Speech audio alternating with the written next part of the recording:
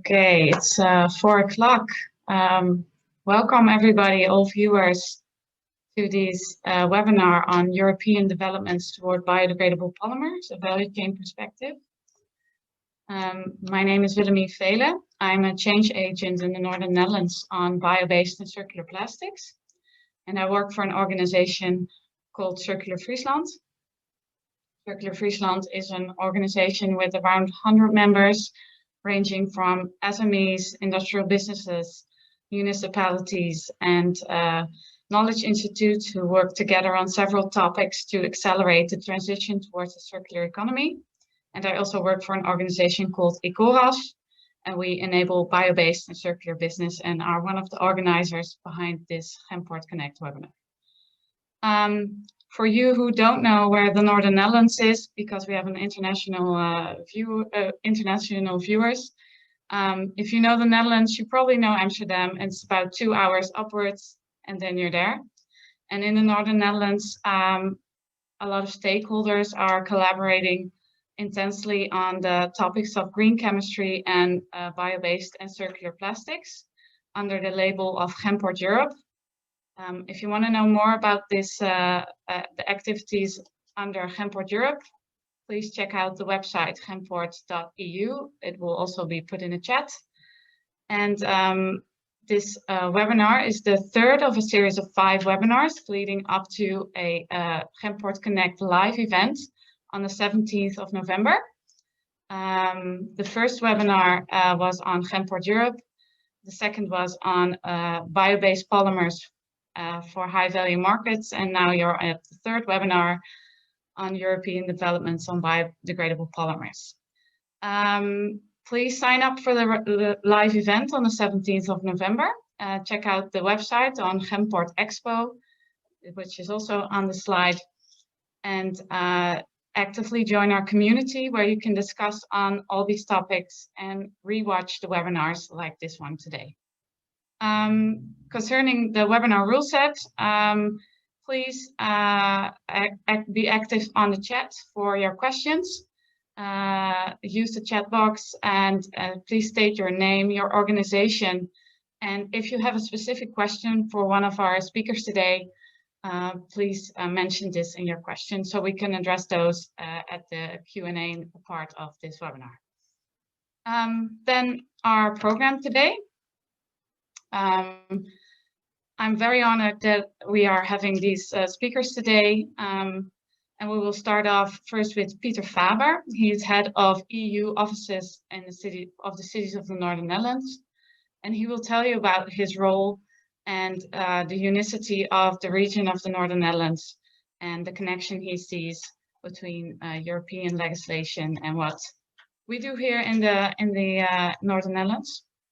Then we will head to Valentina Bertato, Directorate General of the Environment of the European Commission, and she will get you up to speed on the European Plastic Strategy, on the Circular Economy Action Plan, and especially on intentionally added microplastics and biodegradability.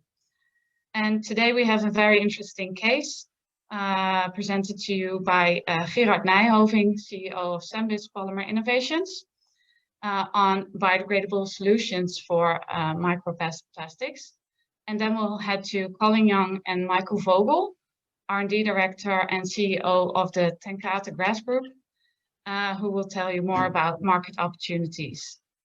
And then we'll head to the Q&A and discussion. So please, again, be active on the chat, share your questions, react to our speakers, and we will see you at the end, at the discussion phase. So Peter, we'll start with you. Thank you very much, Willemien. Thank you for this nice introduction. My name is Peter Faber. I'm the head of the EU Office of the Cities of the Northern Netherlands. This EU office is owned by the cities, the main cities in the Northern Netherlands, namely Leeuwarden, Groningen, Assen, and Emmen. And we have a strong focus on the EU project development. We try to make the right connection to the EU programs, the EU priorities. But for the first of that, we start with the main priorities from the cities. And I think that we have a very unique region in the North Netherlands, and we have some main priorities which fits with the ambition of the European Commission, started by von der Leyen. As you all know, is that Frans Timmermans has launched the European Green Deal as one of the main priorities of Europe, to get Europe climate neutral in 2050. And it's a huge package of policy, but also of action programs to get Europe climate neutral by 2050. And especially for the circular economy and the bio-based industry, there are unique opportunities to connect to European programs, European opportunities. And I think that with the conditions we have in the Northern Netherlands and the conditions and the ecosystem we have in the Northern Netherlands, we are the perfect region to start this new circular bio-society. And I think this will be the green future of the bio-based industry. So what we try to do is to make a connection to the European programs from the priorities of the companies and the cities who are working on this circular economy. So, and we have to embrace the change and try new things and be willing to take the risk, as Carlos Moedas said as a previous commissioner. So I would leave it to this. Thank you very much, Willemien. I'm looking forward to the nice program we have today, and we'll be back if there are any questions. Thank you. Thank you very much, Peter. Then I would like to give the word to Valentina Bertato. Valentina, could you start sharing your screen? Yes.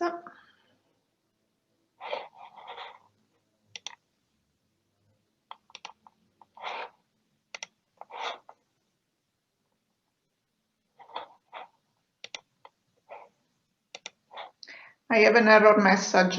Okay, now it's okay.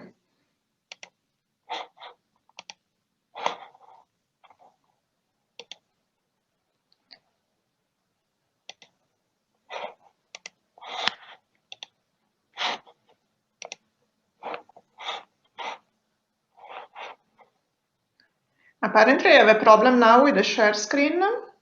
Okay.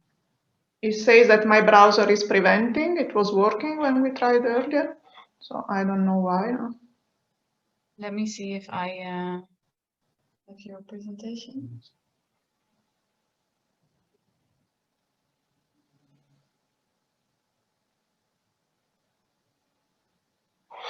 Just looking at my technical support, if we can put your presentation on.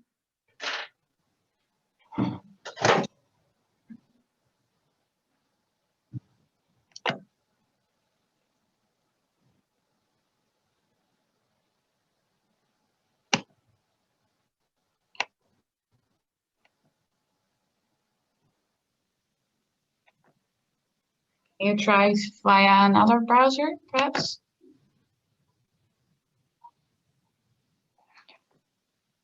Yeah, but I was using this one before when we did it. And it worked. So I'm on Firefox and it was working. So we're looking it up.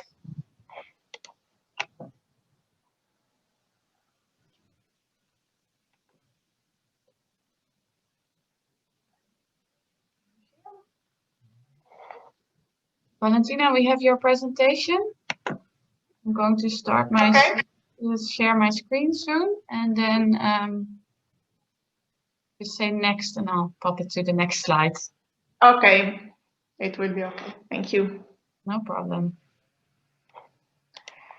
So maybe I can start by introducing myself. I'm Valentina Bertato. I work for the European Commission, DG Environment, in the unit dealing with sustainable chemicals, and there I'm in charge of various REACH restrictions, including the one on microplastics. So my presentation is going to be about microplastics, the EU policy framework, the plastic strategy, the circular economy action plan, and then at the end, I will talk more specifically about the REACH restriction. So I'm on second slide now, the one after the title. So it's the content of the presentation. I will speak quickly about the plastic strategy, then I will move to the Single-Use Plastic Directive, and in the Circular Economy Action Plan, especially the 2 chapters dealing with microplastics and bio-based and biodegradable plastics, and finishing with the REACH restriction. So next slide, please. You can see here the main actions of the plastic strategy that concerns not only microplastic, but packaging, research of innovation, and also international initiatives and agreements. But specifically on microplastic, it's the second one in this slide. The plastic strategy already introduces the REACH restriction on intentional added microplastics, with the commitment to have it ready by 2021. And this is indeed the first policy framework that had us start the work on microplastic under REACH. But if I look at the real first regulatory initiative of the plastic strategy, that was the Single-Use Plastic Directive. So next slide. The objective of the Single-Use Plastic Directive is to reduce marine litter, and by doing so, it will also reduce microplastics present in the sea, because all these marine litter at the end degrades to microplastic. So we have some bans in the Single-Use Plastic Directive that include all the single-use plastic items that have alternatives already available in the markets. For example, cutlery, straw, stirrers, cotton buds, and so on. The Single-Use Plastic Directive also bans oxoplastics, so those plastics that were made in a way that they were degrading after a certain amount of time. They were not truly biodegradable plastic because they were rather fragmenting than they were increasing the problem of microplastics. This is why they are banned in the Single-Use Plastic Directive. The Single-Use Plastic Directive is not only bans for those applications that do not have yet alternatives available. You have also targets for reduction of consumption, for example, plastic bottles, increase of recycling, and also initiatives such as the EPR, the Extended Producer's Responsibility. So next slide, please.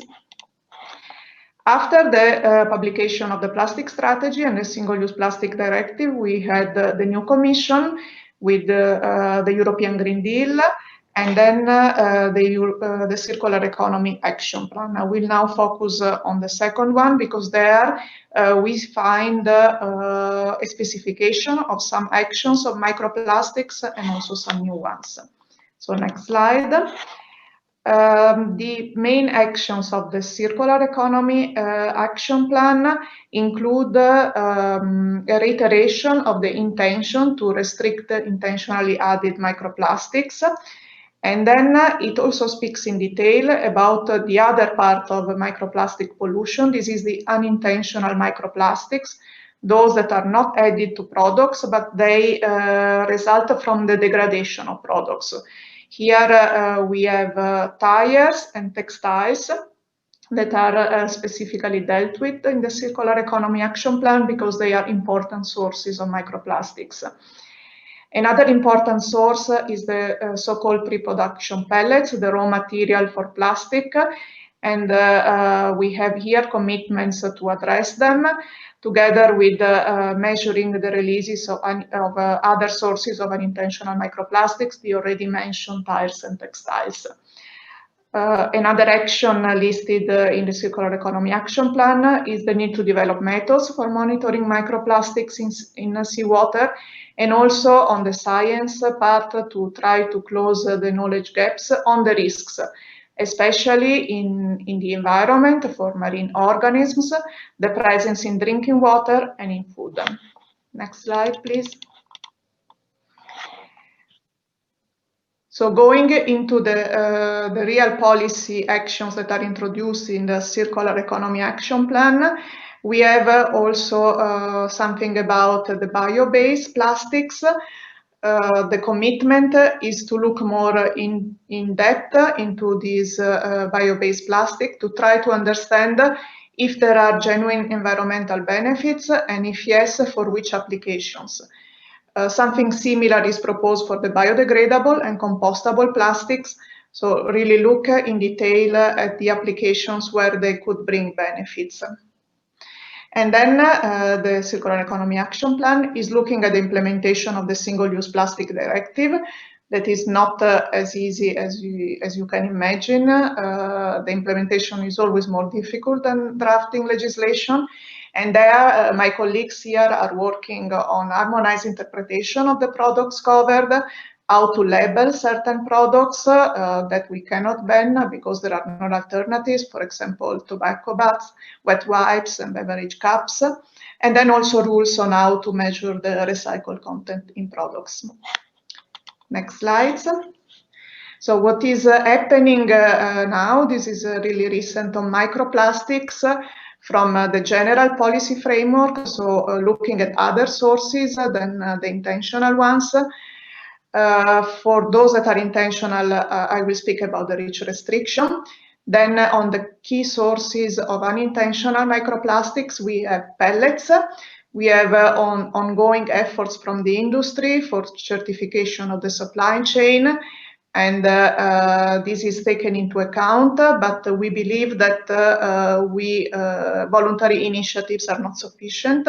So we are analyzing if environmental permits could be a way to try to better handle pellets in the supply chain, but also other regulatory options could be considered. On tires, what is ongoing that could be used to try to reduce the production of microplastics is the review of the tire labeling regulation and also the tire approval legislation. There is work ongoing on developing standards for tire abrasion because we believe that if we reduce the abrasion from tire, we will also reduce the emission of microplastics. On textiles, the industry has already started working on standards to measure the releases of microplastics from textile, especially during washing. And this is also taken into account, and we are considering if additional measures are needed. On microplastics in water, I will not go into the detail on this, but also here research is ongoing on the occurrence, the risk. There is the revised drinking water directive that is proposing monitoring of microplastics in drinking water, and there is an ongoing evaluation of the EU water legislation. What is going to be launched soon is an impact assessment study that will address the key sources of unintentional microplastics from textile, tires, and pellets. And the outcome of this impact assessment study will guide the Commission towards the next options that might include also a regulation. Now, next slide, please. This is more about something that is of interest for you today. So the biodegradable and bio-based plastics. Also here, colleagues from my directorate are working on various studies. We have an ongoing studies on sourcing, labeling, and labeling on content and use of bio-based plastics. So how can we measure how much bio-based plastic is present in a product? Then a study that was already finalized, I think this summer, it is on the use of compostable plastics, trying to set criteria to see when they are beneficial. So the key conclusions are that there is no real agronomic benefit from the use of compostable plastics. So apparently these plastics, they don't bring nutrients to the soil, but they could be useful in the collection of bio-waste because they could increase the rate of collection, and they could also reduce the contamination of compost with plastic. So this study is finalized. Another study that is ongoing, close to finalization, is on the use of biodegradable plastic in agriculture. Also here, the objective was to try to find a positive example of applications. And then we have the chief scientific advisors. This is a group of scientists that is preparing opinion for the Commission, and they are working on biodegradable plastic in general, on the criteria, and if they can be beneficial in some applications. So we'll now move to the REACH restriction. Next slide, please. So this is really the field on which I'm working, because what I presented up to now is more the work of other colleagues in my DG. The REACH restriction dossier, it is not only about the ban, so with the restrictions, we can also impose risk management measures that are not a ban on placing on the market. So we have a part of it that is indeed, it will prohibit the placing on the market of some products containing microplastics. And this is for uses where the microplastics releases to the environment cannot be eliminated. For example, you can think about all the down the drain use, such as cosmetic and detergents. There are some derogated use, so uses that can continue after the restriction is in place. And then they include the use of natural and biodegradable polymers, soluble polymers. More than derogated these uses, they are excluded from the definition of microplastics. And then we have uses where the releases, they can be avoided if the products are correctly used. For example, the paints. Paints, they consist of microplastics, but after they are used, they form a film. So we no longer have the plastic particles, but of course you need to be cautious on how you deal with what remains after you have used a paint. We also have derogations for medicinal products and in vitro diagnostic products. For the uses that are derogated, what the current text of the restriction is foreseeing is mandatory instructions for use and disposal to avoid the releases in the life cycle of the products. And then also to improve the information flow along the supply chain, so that all parts of the supply chain know that microplastics are indeed present in the products they use. And then we have the requirement for mandatory reporting for the uses that are conditionally derogated. For example, here we have all the industrial uses of microplastics, including pre-production pellets. So here the suppliers putting the microplastics on the market, they will need to identify broadly the polymers they use, describe the use, and try to estimate the releases. Next slide, please. So here, this is a summary of how the text of the restriction looks like for the time being. So the process is not finished yet. And it concerns the placing of the market of polymers as their own or in a mixture as microplastic. So what we are concerned about is the fact that these polymers are in the form of a microplastic, of a plastic particle, and the concentration limit in the products is 0.01 weight by weight, so it's very low, but it allows us to restrict all the products where there is an intentional use of microplastics. Then very important are, of course, the definitions. For polymer, we use Article 3.5 of REACH. While microplastic, you can see the definition here. I cannot tell you that it's going to be the last one. But it is a very complex discussion that it is still ongoing, especially for the lower limit. So here we have all that is above 5 millimeters for a particle, so all dimensions between 1 nanometer and 5 millimeters. And then we have also fibers where we have the length that is more relevant as for the definition, and then the length to diameter ratio. As I said, this is not final. There are still discussions ongoing in ECHA on the lower limit. Next one, please. So I have now a slide on one of the uses of microplastics because I've seen it also for today's discussion, and it is the use as synthetic infill material. So this is a key use because it's responsible for the largest emissions in the restriction dossier. And there, ECHA assessed 4 restriction options, and 2 of these are assessed more in detail in the dossier, and they were also the topic of a number of discussions in the ECHA scientific committees. So one option is to implement risk management measures in the fields to try to reduce the emissions of microplastic. And there is this limit of 50 kilograms per pitch per year that has a 90% effectiveness in the reduction of the emissions.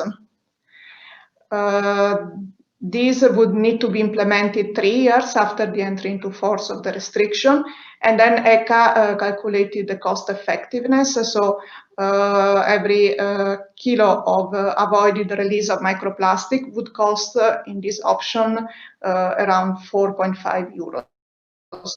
Then we have the second option, that is a ban on placing on the market.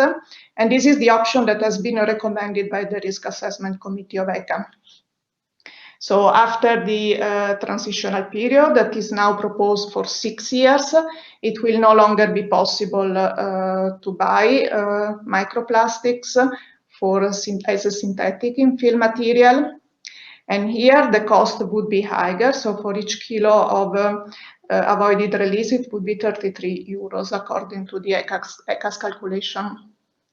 So from the economic point of view, option A seems to be better, the risk management measures. But here, as I said, we need to consider that RAC, the committee looking at risk assessment, prefer the full ban because it would reduce the risk completely and quicker. And then from the policy making, we will need to consider also all the political environment, as explained, a very strong push to reduce all emissions of microplastics intentionally added as soon as possible. Next slide, please. This shows a little bit the phase implementation. So not all uses of microplastics will be banned immediately. We have what we call the transitional periods. So the shorter one is for the microbeads, those microplastics used, for example, in toothpaste or in scrubbers. This would be banned at the entry into force. Then after 24 months, we have the requirements for instruction for use and disposal that would enter into application, the reporting requirements after 36 months. And then after 4 years, the ban for wash-off cosmetics, for example, shampoos or liquid soap. After 5 years, the detergents and the agricultural use, for example, in fertilizing products. After 6 years, the leave-on cosmetics, for example, makeup and medical devices. And the last one, after 8 years, plant protection products and biocides. Next one, please. So this is a bit explaining the whole regulatory process. I will not go through all of it. I will just say that now we are at the end of the process in the ECA Scientific Committee.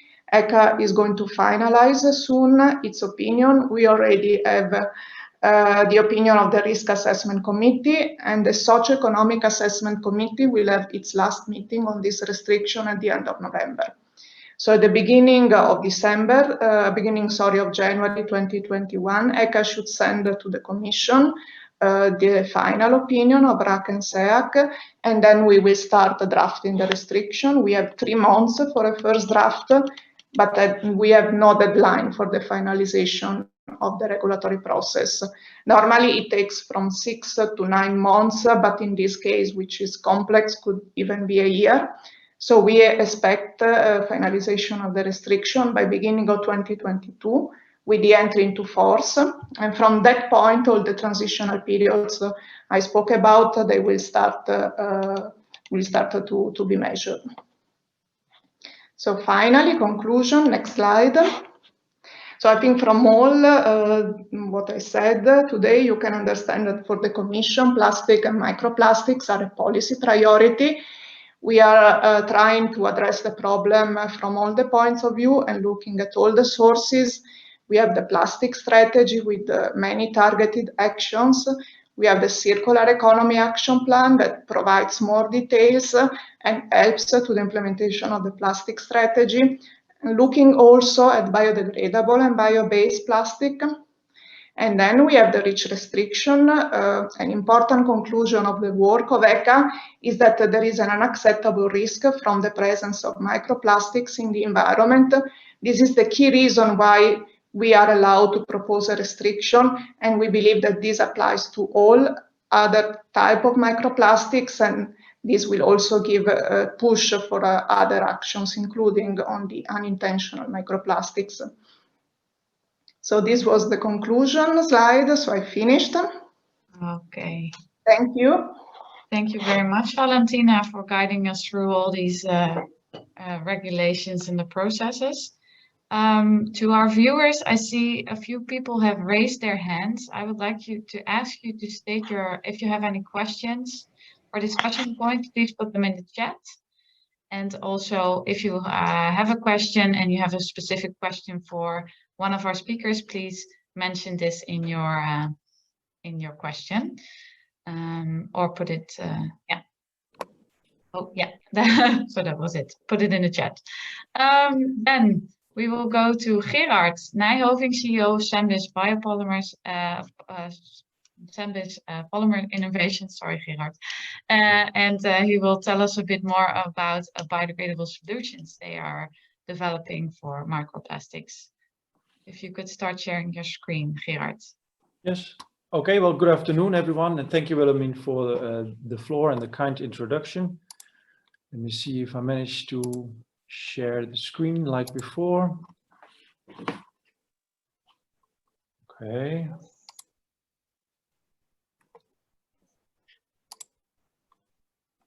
Yes. Okay, Wilhelmine, is it working? Yes. Okay, great. Well, thank you, everyone. As said, my name is Gerard Nijhoving.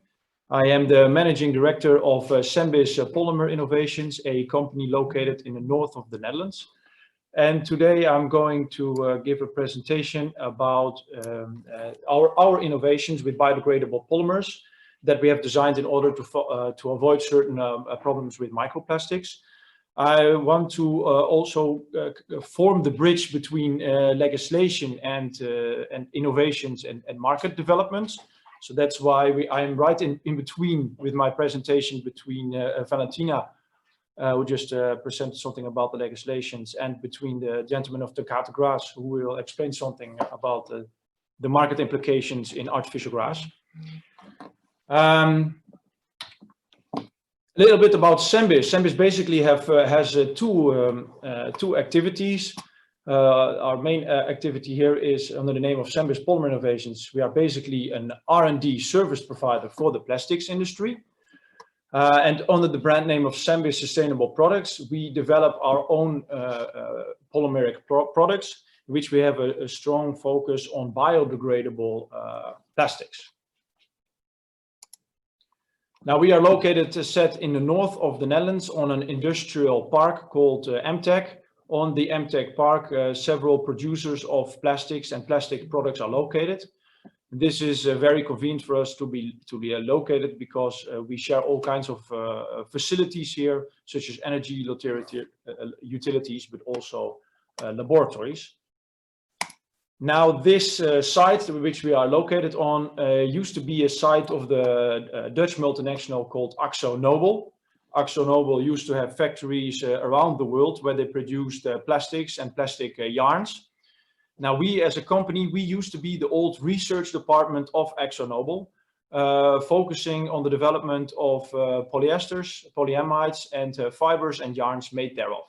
So for many decades, we were an R&D department, and only in 2008, we started to be an independent R&D company. So you see that in 2008, first under the name of API, and in 2017, we rebranded under the name of Sembis Polymer Innovations. And yeah, so since 2008, we've been offering R&D services to the market. Now I'll go back to this slide, because here it also says that the World Economic Forum had announced that bioplastics is the #1 emerging technology for 2019. Now, that's of course a very big compliment and gives a lot of potential for us as a company that is totally focused on this kind of innovations with bioplastics. But then the question is, how big are bioplastics already? So that is something I wanted to put a little bit into perspective. Here you see a slide on the size of the bioplastic market. The first point is the size of plastics in general, conventional plastics. in 2019 was 359 million tons of plastics produced. Putting that in perspective, since the start of plastic production in human history, we have produced altogether about 8.3 billion tons. 8.3 billion tons. And actually, of this whole amount of plastics, almost 80% has been accumulating in landfills or in nature. This comes from the source Science Daily.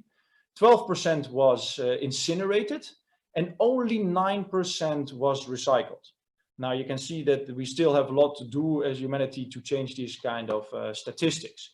And then if you look to the bioplastics effort these days, the global production is about 2.1 million tons. Putting that in perspective to the global production, that has been only 0.5%.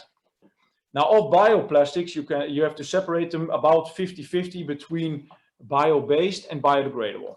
So that's important for viewers to understand.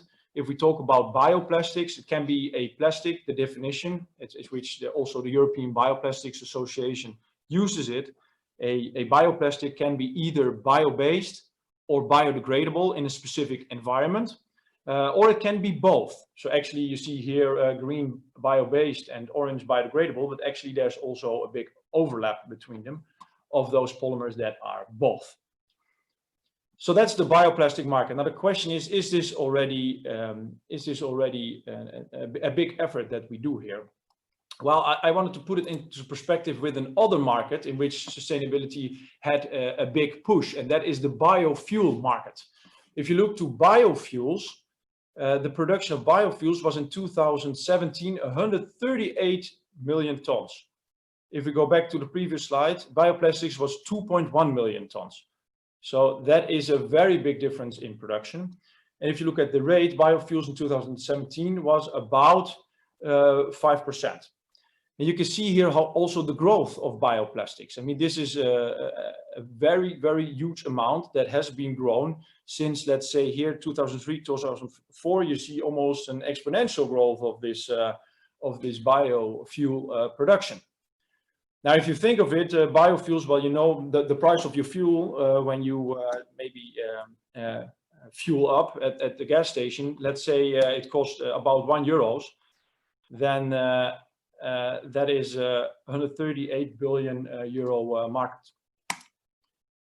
Okay, so that's a very, very big market. Now, the question is how can it be that that market grew so fast? Now, that has to do with legislation. It is a legislation-driven market. Why is it so much driven by this legislation? Because it's not a natural market. Because biodiesel and bioethylene is more expensive than normal diesel and normal ethylene. So normally the consumers would not buy such expensive products yet. So therefore in Europe, a legislation was put in place called the Renewable Energy Directive.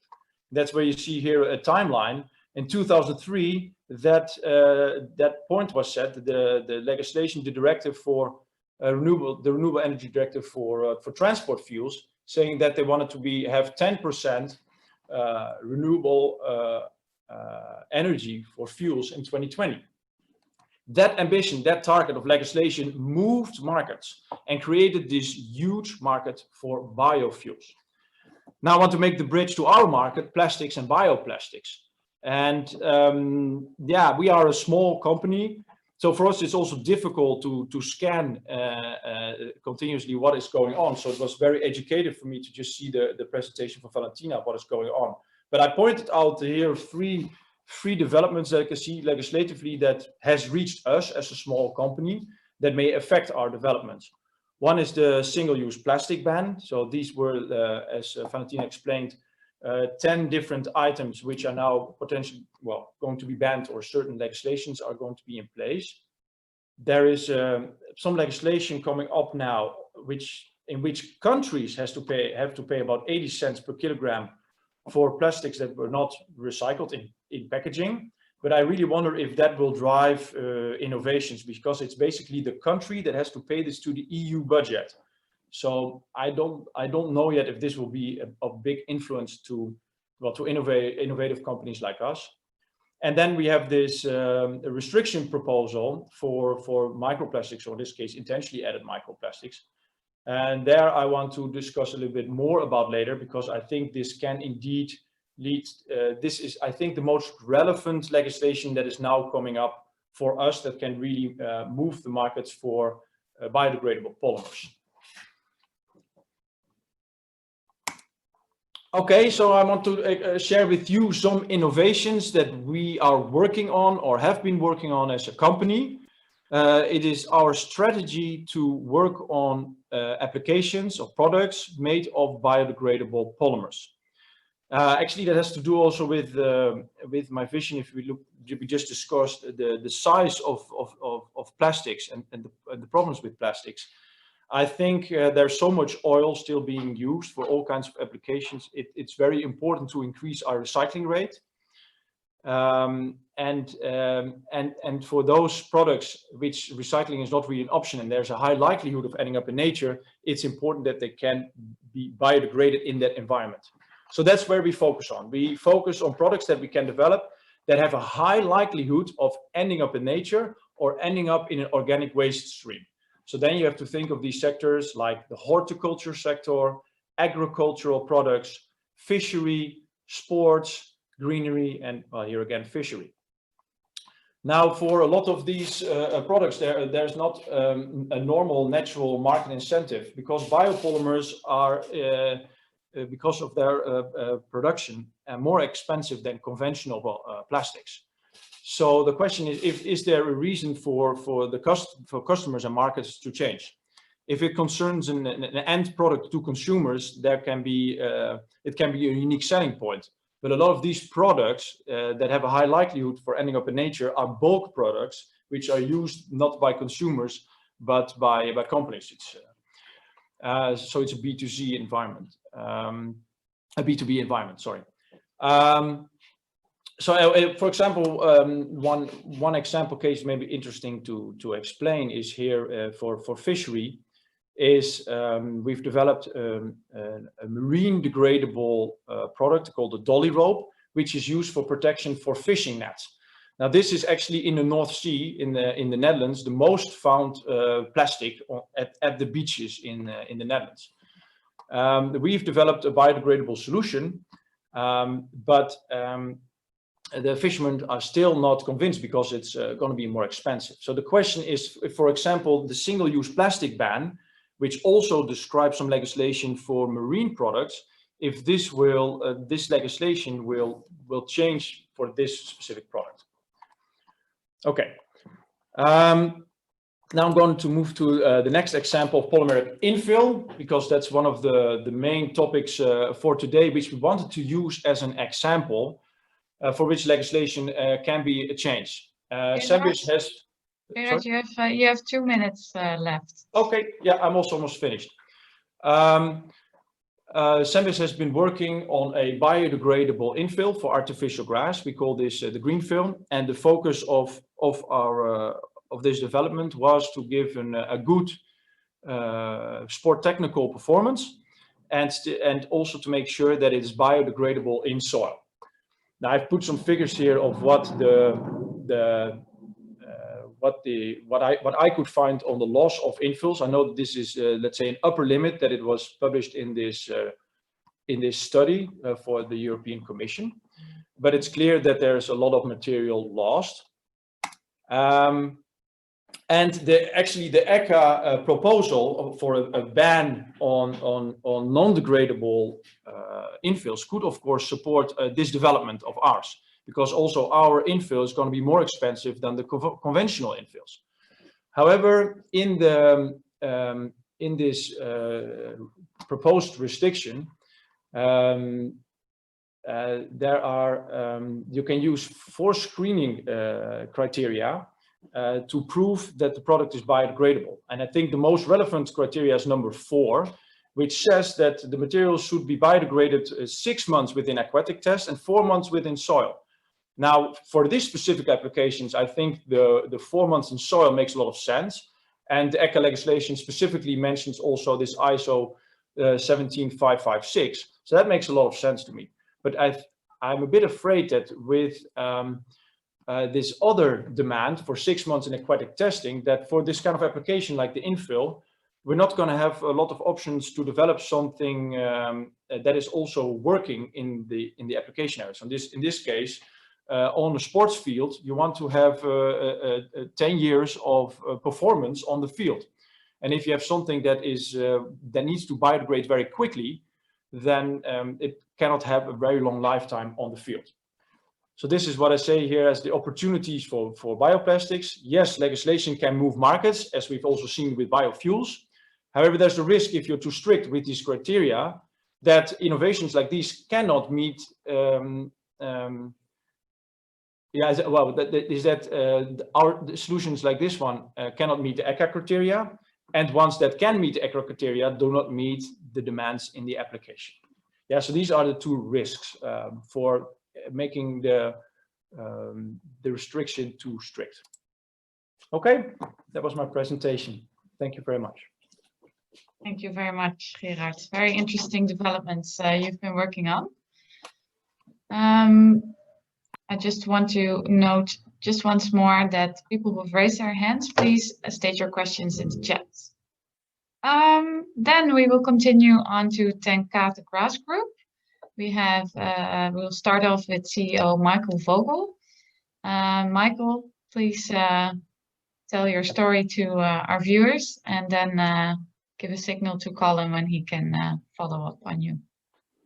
Yes, good afternoon. My name is Michael Vogel. I do not have a presentation because I want to be very brief. Just give a high-level overview of how we, as let's say, a big industry player, looks at all these new developments. And then I would like to leave it to Colin to give some more technical perspective. Thank you for giving us this opportunity to talk about this topic, and thank you, Gerard, for giving us the bridge between legislation and practice. And practice means for us that on a daily basis we are installing sports fields all over the world, mostly in soccer and in hockey. Hockey, obviously, we don't use microplastics as an infill, but also to a lesser extent also in rugby. Now, the starting point for us is always that synthetic turf is a very efficient way, a very efficient sports surface. It allows for many people to do sports.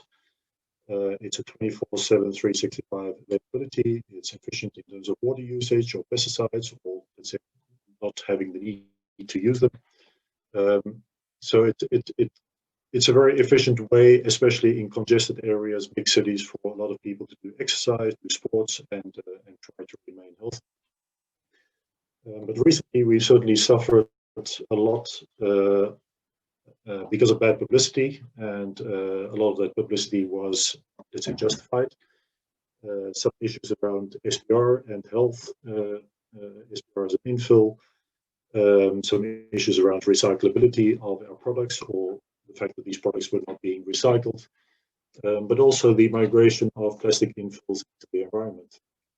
And added to that is the general sentiment around plastics, and I think as a concerned citizen and as a parent, many of these concerns are justified. So the movement towards, let's say, not using plastic straws and plastic cutlery and all these plastic uses that can be avoided, I think we all support that.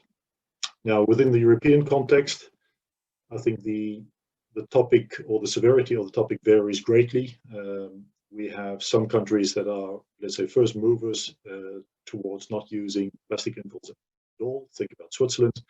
We've had a big movement in Germany just in recent times, where now it's mostly organic infills, or let's say mineral sand as infills. Holland is moving fast. The Nordics is moving fast. But then again, in the Southeast Europe, I think for a lot of the population over there, migrating from their current sports surfaces to a, let's say, SPR infill sports field is already a big upgrade. So we have this big difference in, let's say, level of importance, level of priority between certain parts of Europe. Now, the changes that are coming, as we expect, are going to have big impacts on our industry. On the one hand, short term, we expect that there will be pressure on the industry, but I think that is mostly related to a lack of clarity on what the direction is going to be. So investors, and that's very often public spending, so municipalities, cities, and so forth, will be reluctant to invest in new sports field, not knowing exactly what is going to happen with their investment, because if you invest in a sports field today, it's a 10-year at least investment. So you need to be sure that whatever you invest in is going to be around for another 10 years. On the other hand, long term, we see this as a big opportunity, because also our industry has to take its responsibility in terms of sustainability. But there are already a lot of solutions, innovations, product developments that are ready for launch. In fact, many of them have already been launched on, let's say, pilot level, but they have not become commonplace yet. Sometimes cost in governing bodies, let's say, approving new technical solutions, as opposed to the ones that they have been become customary to. So let's say the industry in general, I would say, is ready to move to the next phase with new technical solutions and new generation of synthetic turf, mostly for the use of in soccer and rugby, whereby the use of plastic infills is in principle not necessary. There are other solutions. They are more expensive to start off with. But as Colin will probably explain in a few minutes' time, we will also look much more in terms of synthetic turf systems. So it's not only the top layer consisting of synthetic grass and infills, but also what is under the turf to give the same functionality, or maybe even better functionality than we have today. What is very important to us now, short term, is a clear and conducive framework, and that is coming from the EU, but also national governments, but also governing bodies such as FIFA, such as the national football associations, that make very clear to us what the path forward is, because I would say that the industry is ready to move on. But then we need to make sure that we all move on together in sync. So I think for us, a pretty positive outlook. There's certainly going to be a period of, let's say, disruption. But then again, I think if there's clarity on legislation going forward, I think we are all, whether it's users, investors, or the industry itself, we're going to be in pretty good shape. At this point, I want to hand it over to Colin to take it from here. Thank you very much. Thank you, Michael. Colin, can you start sharing your screen? Try.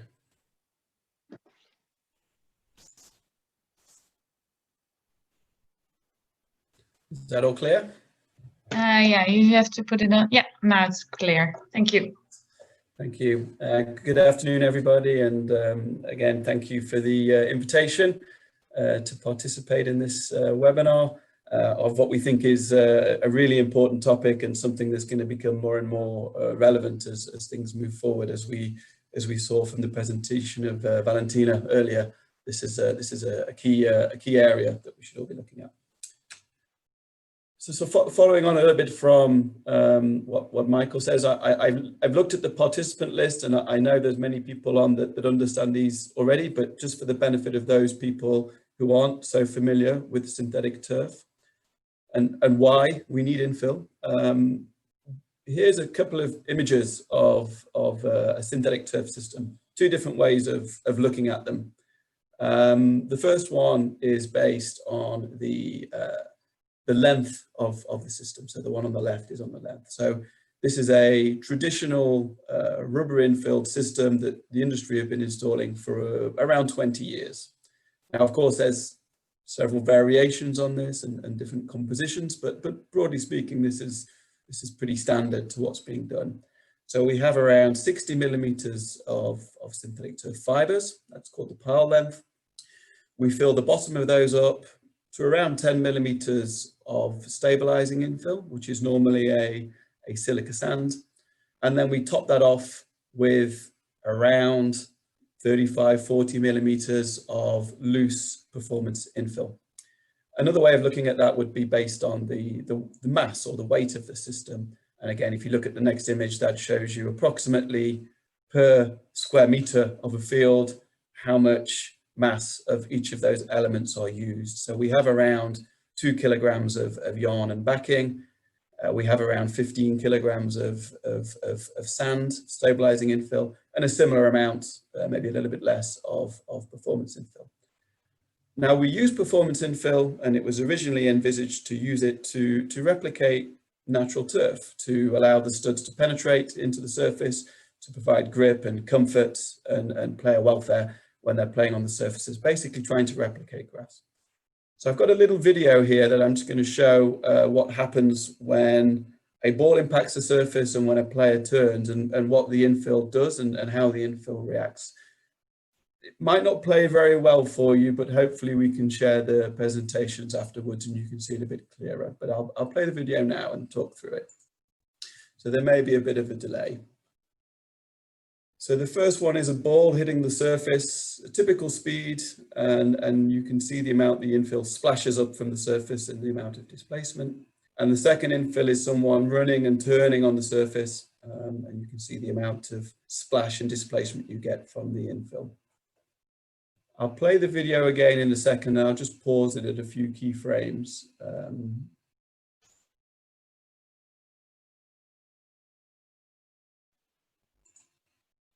So hopefully everyone's streaming will catch up to this point. If you can see here, the amount, both the height and the volume of infill that is disturbed as part of a ball splashing on the surface, quite easily in excess of a kilogram of yarn can be moved from a ball impact.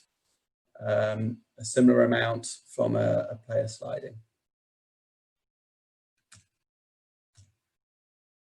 So what does that mean and what impact does that have? Certainly when we're looking at intentionally added microplastics and basically how easy it is for them to be lost from the field and go into the environment. And one of the very good reasons why ECHA are looking to potentially restrict that loss.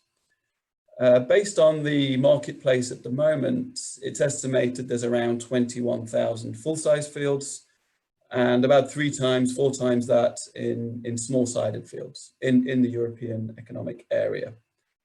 At least 85% of all of those fields for football and rugby and other similar sports have infill that will be and is going to be categorized as intentionally added microplastic infill.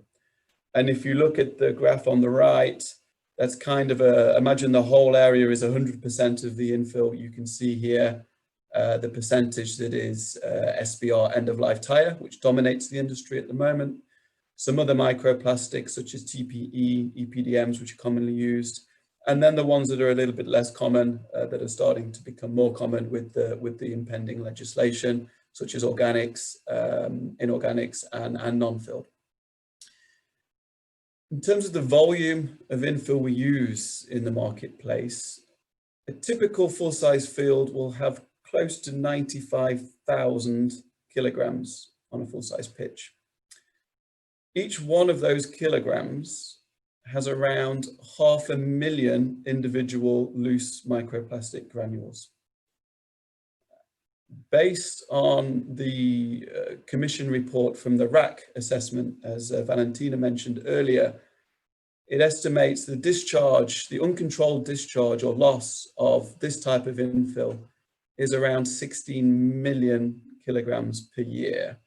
Now, I should point out that this number is quite difficult to collect and to be definitive upon, but even if it's a fraction of this, it's still a huge amount of infill that's going to be lost. And as was mentioned earlier, the need to restrict, contain through risk measurements or to potentially ban at the point of sale is certainly something that's going to have a huge impact on the amount of material that's being lost to the environment. In terms of the size of the market, if we don't talk about loss, but how much is sold on an annual basis in Europe, it's around 300 million kilograms. So big numbers. Roughly speaking, in terms of infills at the moment, there's broadly speaking 3 categories. And I've got a bit of an overview here as to what's good and what's not so good about each of those type of categories. The first one is inorganic, which is generally and historically used as stabilizing infill in the bottom of the turf, as I mentioned earlier. It doesn't really add a great amount of sports performance. It's more there for stability, safety of the product, and a bit of water retention and things like that. It's not necessarily something that someone wants to play on top of, because it's quite abrasive and not so nice if you fall on it or slide on it. But it's a very functional surface, a very functional infill. The second category, which is becoming more and more popular, are organic infills, or we often call them alternative infills to polymerics. So they're generally naturally derived, the most common one being a granulated cork, but there are many other types and many other ways of producing that from natural materials. They're proven in the sense that they can meet all of the current sports performance criteria, both in terms of safety and playability, but they at the moment are more difficult to maintain. Operationally, their durability is not quite so good, and they are quite sensitive to especially cold environments. In northern countries, they will potentially freeze. Now, I know people are working quite hard to overcome those limitations at the moment, and I'm sure with innovation that will continue to move forward. But there are some big limitations compared to what we're used to in the industry. The third broad category is polymeric infills, and by that we mean synthetic polymers.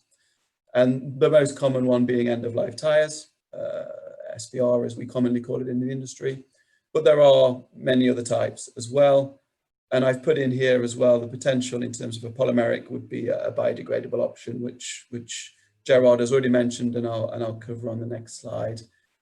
Generally, these materials are very good. They're elastic. They last a long amount of time. They're very resilient, and they're very good in all different types of climates. But of course, they're potentially, and they are being seen as a pollutant and a microplastic risk to the environment. So from that perspective, all of the advantages, if that is currently there from a playability and a functional point of view, potentially, if that's going to cause a problem to the environment and sustainability, they're no longer going to be valid in a certain period of time in the future, and we need to work on the alternatives.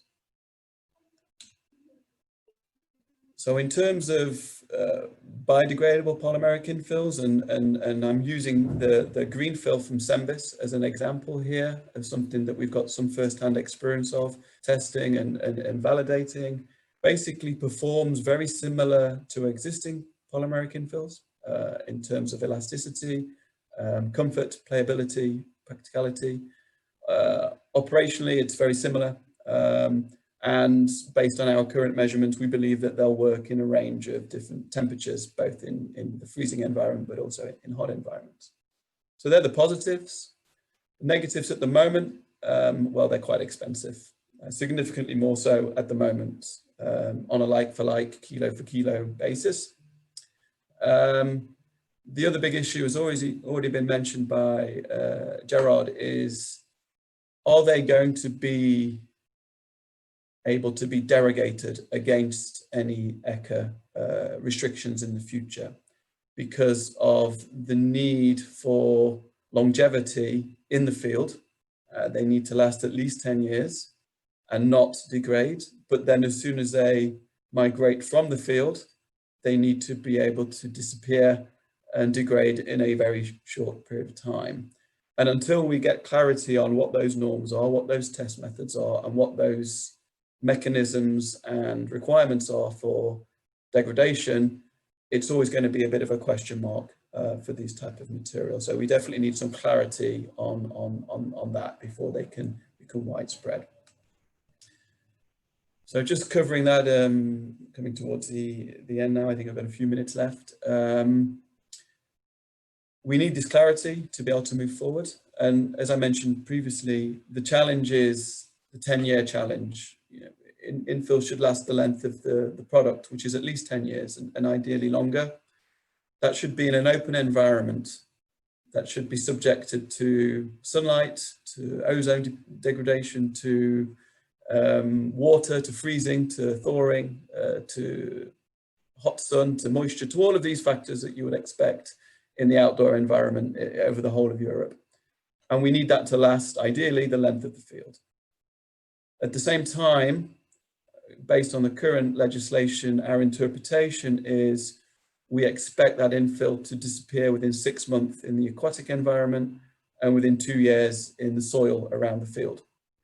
Now, most parts of Europe, especially here in the Netherlands and certainly Northern Europe, are quite wet. So if we need degradation in water in the aquatic environment, it's very likely they're going to degrade within the field itself, which is obviously going to be a technical challenge. And we do know the pathways of measurement of loss of infill, of loss from the field, can both be primarily into the soil around the field, but there are some pathways into the watercourse as well. Now, they can be managed and they can be reduced, but their pathways are still there. And there are some uncontrollable pathways we need to be very mindful of. As I said earlier at the beginning, it's a huge volume that is sold into the marketplace each year. We believe as Chemport that based on the potential ban or heavy restrictions, it's unlikely to be a single solution. It's likely to be a range of solutions, combining organic infills, natural infills, but also potentially biodegradable infills once we get that legislative confirmation as to what's happening, and maybe even some other derogations in terms of containment and risk management. Another option that I've not really mentioned today is potentially non-filled systems as well, that don't require the infill but get the performance in a different way.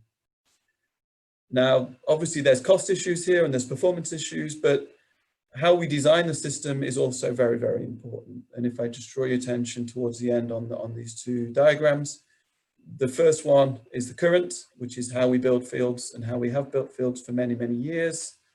The one on the right is potentially one of the future solutions that we're looking at.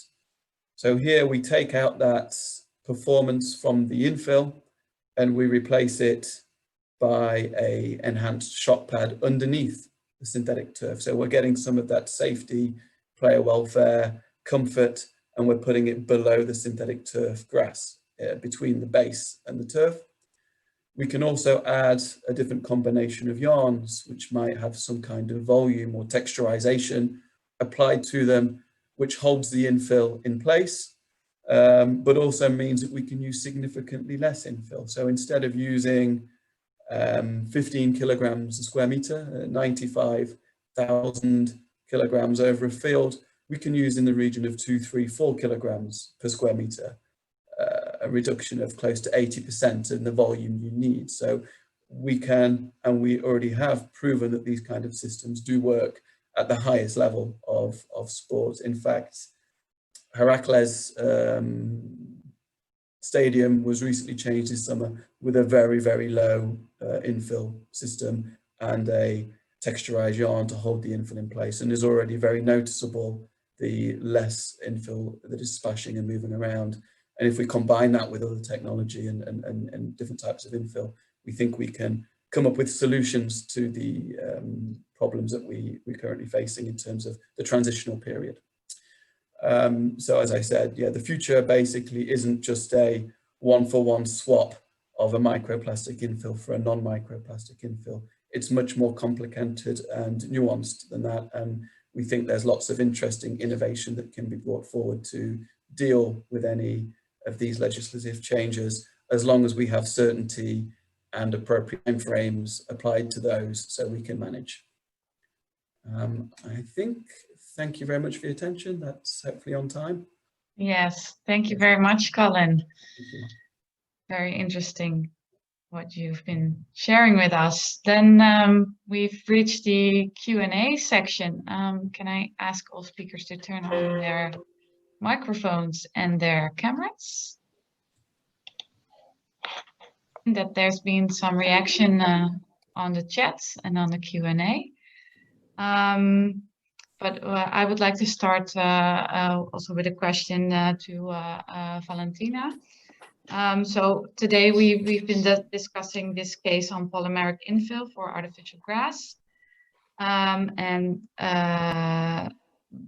But you see that they're running into some bottlenecks with the regulations. Also applies to other sectors like the cosmetics or the built environment.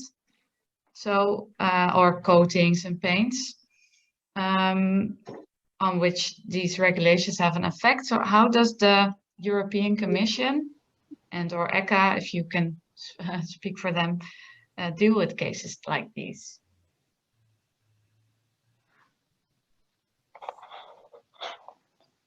Sorry, I'm not sure I understood the question. So it's how we deal with cases on the restriction on the different uses? So.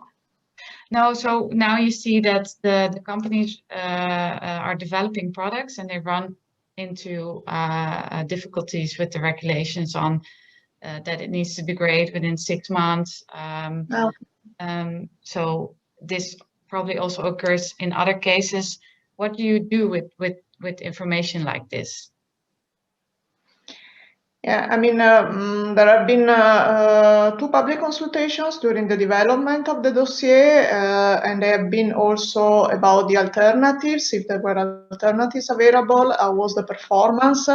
So we know that there are currently no alternatives available for all the uses, but the restriction is based on the assumption that after the transitional period, the alternatives will be developed. So it will be a process with trial and error. We know that the biodegradation criteria that have been proposed by the risk assessment committee are very stringent, and that it might be difficult to have the right product since the beginning, but the approach that was taken is to try to be as protective as possible, and this was discussed in several instances in RAC, because we would like to avoid to have what we call regrettable substitution, that we have the introduction of alternatives that can seem to be okay, but after a while we discover that we don't solve the problem. So, for example, the concept of the biodegradation in water, the risk assessment committee discussed at least in 2 meetings the criteria. There were requests to limit only to the relevant environmental compartment, that could be soil but could be also sewer sludge, and at the end they decided that they didn't want to run the risk. Then these materials could reach the water compartment where they wouldn't degrade, and then the problem would not be solved. This is the reason why now the biodegradability criteria are in all environments, not only in the relevant one. We realize it is a challenge for the development of alternatives, but we can see in a certain number of years from now, there is a possibility still to review the criteria. The criteria are temporary, they are not set in stone. So we will take into account also the developments in the research and development of alternatives. Okay, thank you. Does one of the speakers want to react to that? If you do, please raise your hand. Okay. I'll go to one of the questions stated in the chat. This one is for Gerard Nijhoving. You mentioned that rubber infill in artificial turf has to perform more than 10 years. This in combination with the criteria for bioplastics. Does the bioplastic in the green infill fulfill criteria 4, or is it necessary to change the regulations to fulfill? And this is from Kim Gerards. Yes, thank you for the question. And the answer is actually the last one. The green fill is fully biodegradable in soil. But if you look to this criteria number 4 that is set there, it says not only soil biodegradable within 24 months according to specific norms, but also marine degradable within 6 months. And that is where I expect that we're going to have a problem. We didn't test yet the green fill under for this specific norm. I think it's smart to still do so, but I don't expect it will pass. because our experience is we have tested almost any thermoplastic biopolymers that are commercially available. And if you look to their structures, if you look to the biopolymers that are this quickly biodegradable in marine environments, they are typically also very fastly biodegraded in other environments like soil or on a compost. So yeah, we probably this product will probably not fulfill that criteria. So well, it's we just heard the explanation from Valentina that I understand how they formulate it for now, but I do expect, like, if you look to this market, the infills, that no polymeric infill will have a chance to perform the way that the artificial grass industry wants it to perform and meet this criteria. I think that's impossible if I look to the current available biopolymers and structures, per definition, so to say. Yeah. Yeah. Okay, thank you. I had a question also for Tenkate grass. Of course, we're talking about on your product, on artificial grass. Have you looked into the unintentional releases of microplastics of your products, and what are possible solutions that you are working on? Yeah, I'll take this one, Michael. We've been for quite some time measuring the wear of the yarn fibers themselves as part of the system, to see how much of a problem that potentially could be. The wear after 10 years, so we're going around measuring fields as they're being replaced, and we're looking at low use areas versus high use areas to see if there's a difference there on a field, because there is quite some difference in wear patterns between where the goalkeeper stands and behind the lines and things like that. And we're also able to have reference samples to see. So we're looking backwards in time over 10, 15-year-old technology. And the rates of loss are quite low, in the single digits of %, on the fields that we're measuring so far. And we're very confident looking forward at the future that the yarns we're developing today and using today will be more resilient than the yarns we've used in the past. So yes, there will be some wear, but we think it's orders of magnitude less. If you remember the slide I presented in terms of the volume of material we put in, we've got around 2 kilograms of yarn, and we're losing less than 1% of that, whereas the infill's close to 15-20 kilograms per square meter, and we're losing significantly more. So I know it's all a problem and we need to control all of it, and we're working hard to do that, but the orders of magnitude of severity of problem is significantly less from the wear of yarns. Yeah. Okay. Thank you. I had a question from Martijn Beauvais for Sembus Products in the chat. How do composting companies react on compostable products? As we know, many of them oppose against any plastics in the compost.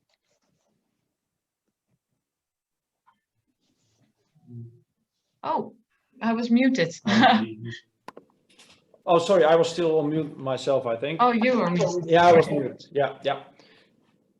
Yeah, it's a very good question, I think. What's most important, I think, to explain is that we've been talking about biodegradation, but it's very important to always specify the type of biodegradation.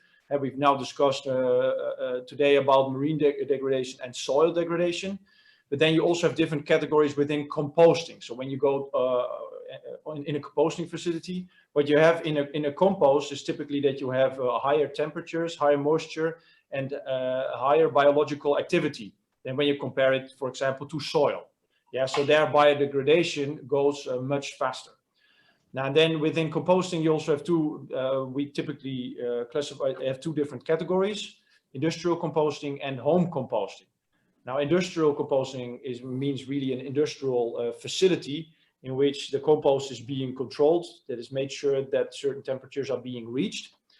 And now, when you talk about biodegradable polymers, there are also different ways for certification and for measuring biodegradability in these environments. Now, the industrial composting is one criteria. The thing is, if you have a product that is soil biodegradable, it is by definition also biodegradable in home composting and definitely also in industrial composting. Yeah. So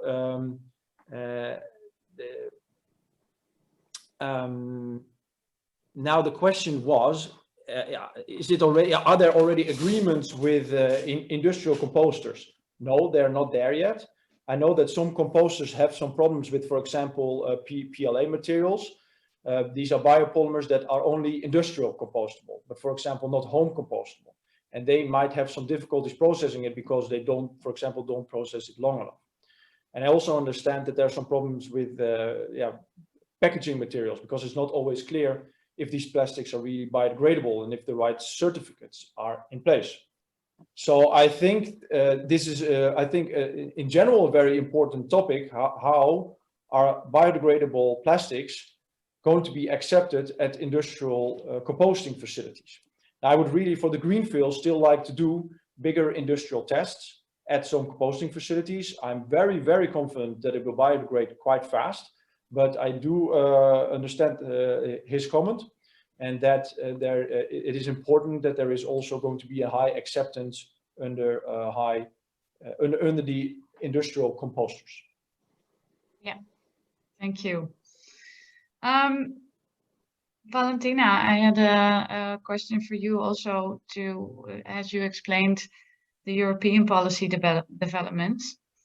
How do they compare to non-EU policy or international policy developments? You see same developments in Asia or in the States, and what impact does this have on business? I think that we can say that in Europe we are front runners because we have seen some developments to address microplastics and marine litter in other areas of the world, but they are normally limited compared to our initiative. For example, on intentional microplastics, they are the other legislations we have seen around the world. They just concern microbeads, so the microplastic used for scrubbers in cosmetics and in some detergents, so much more limited than the scope of our restriction. Concerning marine litter, we have seen also other initiatives to ban single-use plastic. So the feeling that we have is that if we move forward in Europe and we show that it can work, also a wide scope legislation, that we can drive change and develop novel alternatives, the rest of the world then will start to follow. Also because the REACH restriction will apply also to imported products. So after when it is into force in Europe, from outside Europe, they will no longer be able to import products that contain microplastics according to our definition. So if they want to continue to export these products to Europe, they will need to change their own production processes. And then maybe it will be easier to do the same at home. I have seen before the COVID epidemic, I had received a draft of a Chinese legislation on single-use plastic and microplastics, and they were apparently really following our approach. So wide scope and long list of products. I have lost track of this, where it is, if it continued after the COVID epidemic. But that was interesting to see that they were also planning to do it, and with much shorter transitional periods than those we are proposing in the European legislations. Yeah. Okay. Thank you. But also concerning these regulations, what is the expected impact of the regulations on intended added microplastics? How much microplastics do we want to prevent, and how will this be monitored? So according to ECA calculations, they did an estimation of the emissions, and they have estimated that in 20 years we would prevent the emission of 500,000 tons of microplastics. This would have an expected cost of 9 billion euros on companies still in the 20 years. But of course, these are estimations. What is interesting to see is that the largest part of the cost it would be for the cosmetic industry, specifically for reformulation of their products, because they make a very large use now of microplastics in their products, and this is why ECHA has proposed also some transitional periods for this industry. Yes. Okay. Thank you. Let me see if we have some other questions in the chat. I have a question from Cheryl Philipson to Gerard. Thanks for introducing the company. What do you or Sembis do to persuade customers to buy your products? How do you interact with the horti and agri sector? And how dependent are you on legislation? Do you get support from the Dutch EU government? No, thank you for the question. In the R&D phase, you typically can get some support to cover some costs for your R&D, but still it's very risky to work on these kind of innovations with biodegradable polymers. First of all, there's of course a technical risk. The question is if you will meet demands of the application. And then there's still the risk for market acceptance, because you already know by definition that your product is going to be more expensive than the conventional products. So we typically try to look before we start the development, because you know that development will take typically years and cost money, to see what the mechanisms are for the market. What is the willingness for the customers in the end to go to a more sustainable solution and still pay extra. In some cases, there is a cost saving. So for example, in horticulture, we've developed a twine, a rope that is fully compostable. So there for growing tomatoes, paprikas, cucumbers, you have the whole glass house full of plants. And at the end of the season, you can totally get rid of all the plant waste, including our compostable twine. Whereas at this moment, they typically use a polypropylene ropes, which is a plastic that cannot be composted. And you have higher costs for getting rid of your organic waste. Now, at the moment, the differences between these costs are not so high yet for the different waste streams, but they're going to increase. So there is a natural incentive for the grower to pay for it. However, there are other applications, like I said, with fishery, the fishermen, they really would like to work with this fishing gear that is marine degradable. Of course, they would like that, but they are already under a lot of stress, so they don't want to pay it from their own pocket.